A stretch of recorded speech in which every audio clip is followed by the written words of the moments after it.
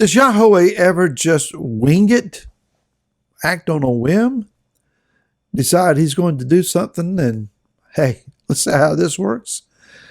Hi, this is Mary Phillips with Tim and Torah, day number 5, the Torah portion Ray to see.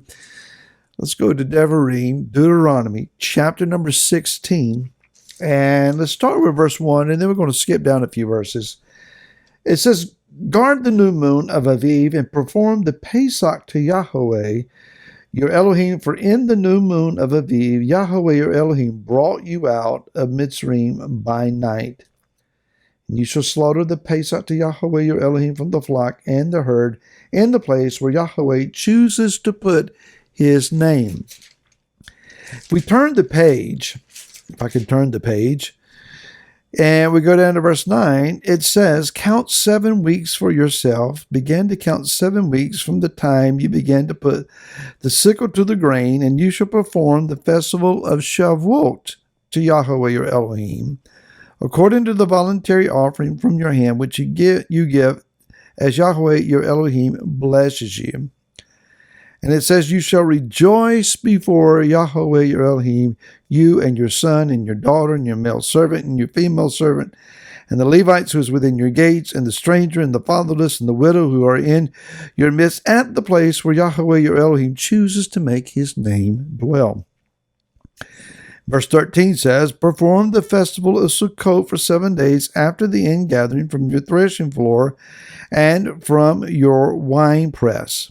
And again, it says, you shall rejoice in your festival, you, your son, your daughter, your male servant, your female servant, and the Levite and the stranger, and the fatherless and the widow who are within your gates. And it says, you shall celebrate to Yahweh your Elohim in the place where Yahweh chooses. Now, 3 times we're told to go to the place where Yahweh has made his name to dwell.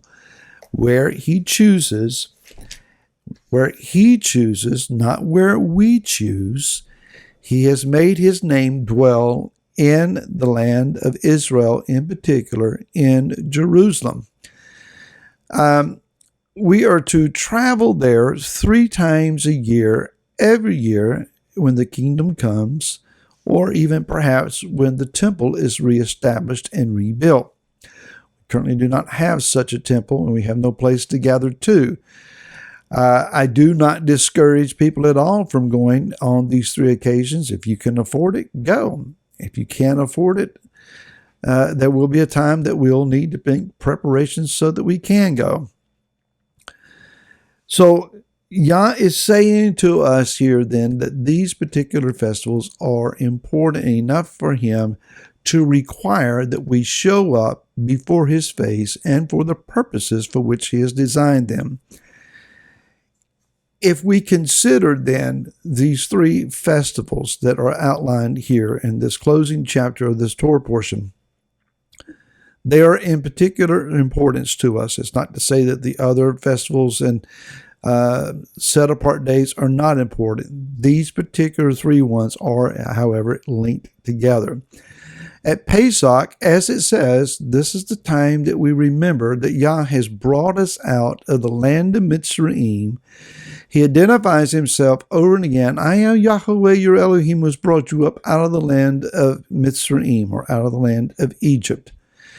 He is then the deliverer. He is the one who has broken the slave bonds from us, who has re-identified us from being those that have been enslaved and in servitude under harsh bondage in the land of the furnace, if you will, and has brought us out of the wilderness to reveal himself to us and to teach us his ways. That is, so that we then become a free people, a people who operate in liberty and freedom from bondage before him.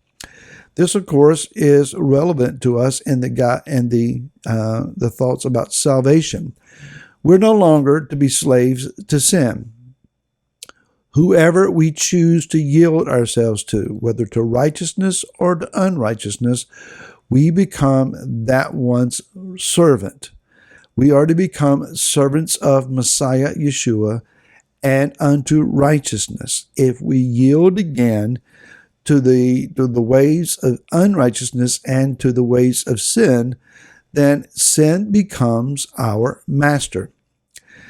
Yah has already brought us out from under that affliction. He has already re-identified us at Mount Sinai, in the book of Exodus or Shemot, chapter number 19. He re-identifies Israel as, you are now my peculiar people. You are a set-apart priesthood, a royal priesthood. You are a peculiar, in particular style people to me. I have brought you out to myself, and you now belong to me.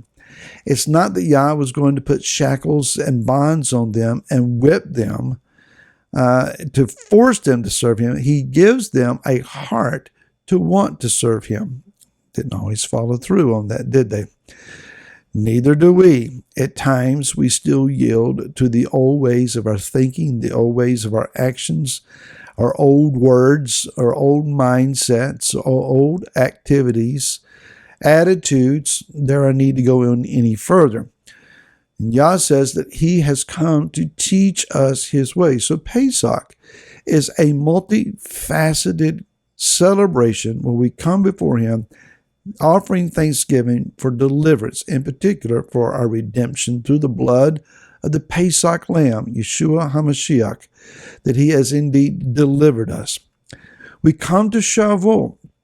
At Pesach, we were eating matzah, plain bread of just plain flour, matzah flour, and water. Not a lot of flavor, not a lot of fluff, just very, very basic bread. You can live off of it. It doesn't have a lot of flavor. Salvation is enduring, like matzah, but we discern and the need of flavor. So we come to Shavuot, where we have leavened challah loaves, 2 large loaves of bread full of flavor and life. And it is indicative then of life in the Spirit, the giving of the Torah, his commands, and the outpouring of his Spirit. So the Word and the Spirit, 2 of them, they are in balance. We need both of them. You can't have one without the other and be rightly balanced. The thing about challah loaves, though, if you don't eat them quickly enough, the same element of leaven that brings flavor and fullness and volume can also begin to corrupt, and it will begin to mold. Life in the Spirit is not a one-time, a little dab will do ya, but rather it is an ongoing, infilling experience. I have a glass of water here, and so I've poured water in and I've drank down a certain amount. I'll wait until I get all the way down to the bottom and then I'll refill it. Life in the Spirit's not that way. You keep holding it under the faucet. You take it away, you drink what you need, and you put it back under the faucet again to where it's not only full, but running over. We've gotten away from that spilling over. Full and running over experience of the Spirit. Full and running over experience of the Word. We need the Word, not just a memory verse here and there, but the Word to readily come out of our mouth and be demonstrated in our walk. Which then brings us to Sukkot. Sukkot. Everyone looks forward to the celebration of Sukkot, learning to live in community and learning to demonstrate the values of the kingdom in that setting. Much easier said and thought about than actually practiced. Every year when we come together in our various places and we meet living out under the stars or living in a different environment, remembering where we came from, things crop up. Attitudes, divisions, arguments, debates, personalities, it all comes to the surface. And so it is designed to do that way. But the key is to stay before Yah and let him refine us. May I say Shabbat Shalom to you. Thank you for those who pray for us, who comment on these Torah portion videos, who support us by going to Remnant of Israel. .com and hitting the donate button. Thank you for being community together with us. We'll see you again next week. Shabbat Shalom.